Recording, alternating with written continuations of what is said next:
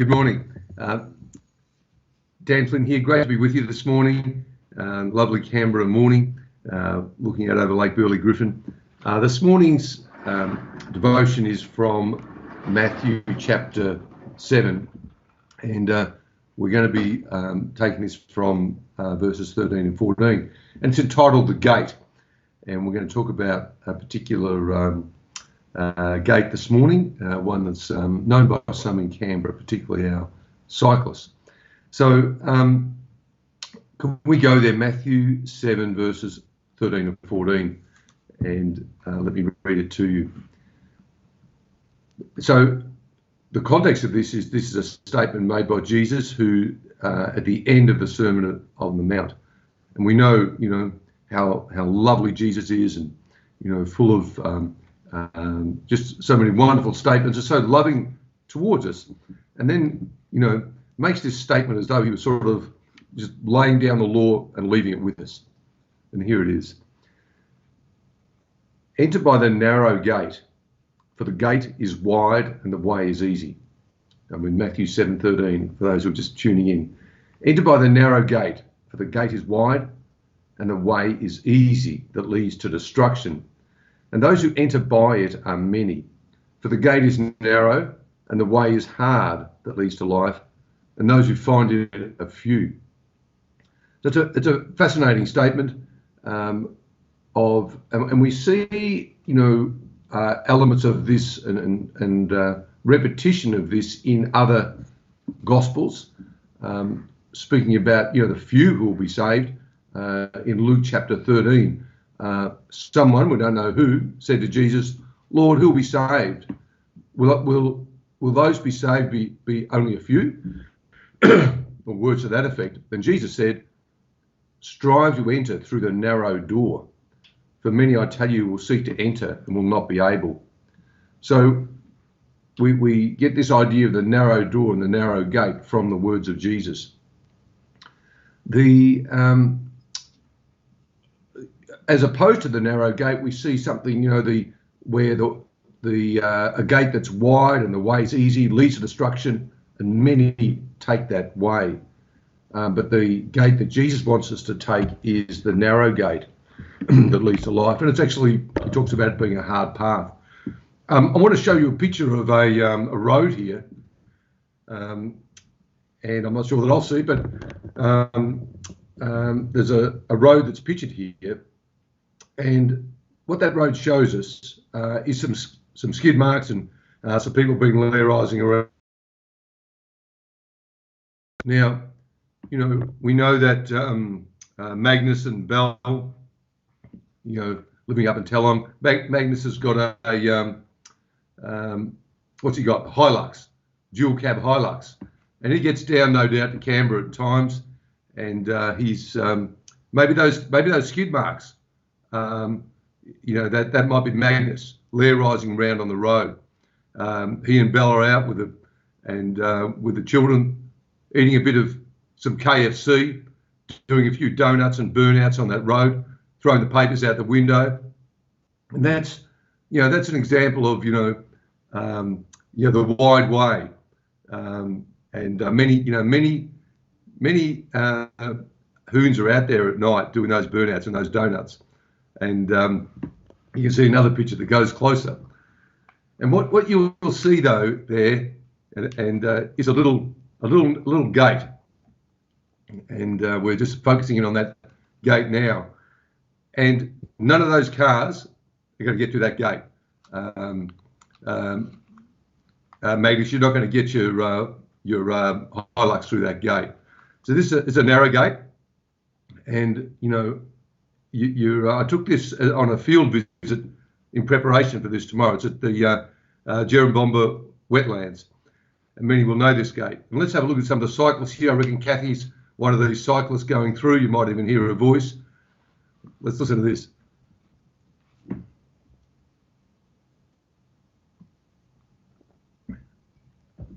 Now, brief as that is, it shows you, look, it's a narrow gate and only some people will get through it. And, a lot of the behaviour that's acceptable on that wide path is just not going to happen. through that gate. There are going to be no wheelies, burnouts, donuts.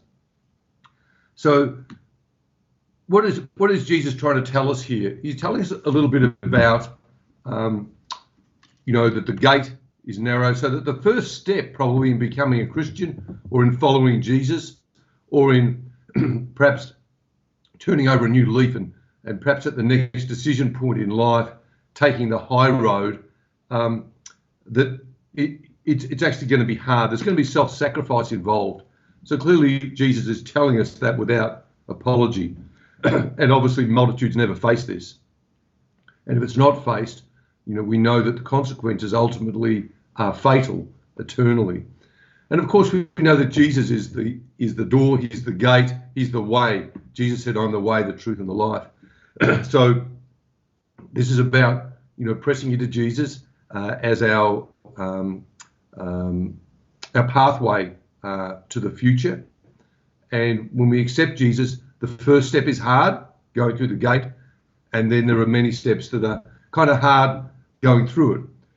Now, when I say hard, I mean with reference to the crowd, the multitude who have taken the easy way, who are, they're all happily down at the dock, drinking beer.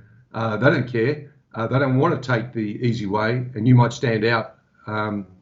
So if you take the hard way and follow Jesus. So the abundance of company is something that Jesus points out that is present on the easy way. When I became a Christian, I was living at a residential college, a Burley Griffin designed college at Melbourne University called Newman College, which was a hard drinking, pretty rough, incredibly, male-dominated college. This is in about 1982, and there were probably, perhaps 5 to 10% women in that college. It was very male-dominated. And I recall, and I would have been a Christian for no more than 6 months at the time, we had a meeting in the common room, and one of the guys who I went to school with in Ballarat, a mate of mine for years, he got up the front and started telling some yarn that was just, very, very disparaging to the women in the audience. And, and I don't know, I just got up and I walked out. And the only way to walk out was sort of through to sort of go behind the speaker. It was only where the door was. And it was a interesting moment. I obviously hadn't premeditated it because it just came up on the spot. But it was a very early example for me in university life of really standing out in a sense of being a little bit or quite a bit unfashionable. And I remember leaving that meeting. It was nighttime, and I went into the quadrangle of this beautiful college quadrangle. I remember kneeling down and praying for the college, but I would have been safe for no more than perhaps 3 or 4 months. But I was taking the difficult pathway, the narrow pathway. Part of this narrow pathway that we're on, practically for all of us, it's about resisting daily temptations and doing our duty as we see it, protecting our heart, protecting our eyes, protecting ourselves from the conversations we're in. That's all part of it. And it's all part of the way that leads to life. And I mean, obviously, this is while Jesus is making this very clear, it's obvious that the present comfort or the love that we have from God, we experience from God, provides a lot of joy in the midst of it. And as someone recently said, that if they were put in faith for their jail, let me rephrase that. If they were put in jail for their faith, they would be freer than their jailer because of the comfort and the freedom that we have in Christ. And so it is as we walk that narrow path, we enjoy great freedom and great comfort.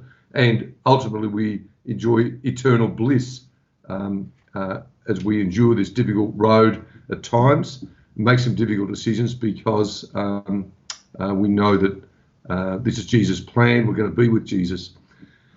I'll probably just conclude in this way with this question, and a question for all of us, and something for us to pray about. Are we entering on the narrow way? Is that something that we are doing? And perhaps if the answer is, well, no, not really. I'm very going along with the crowd.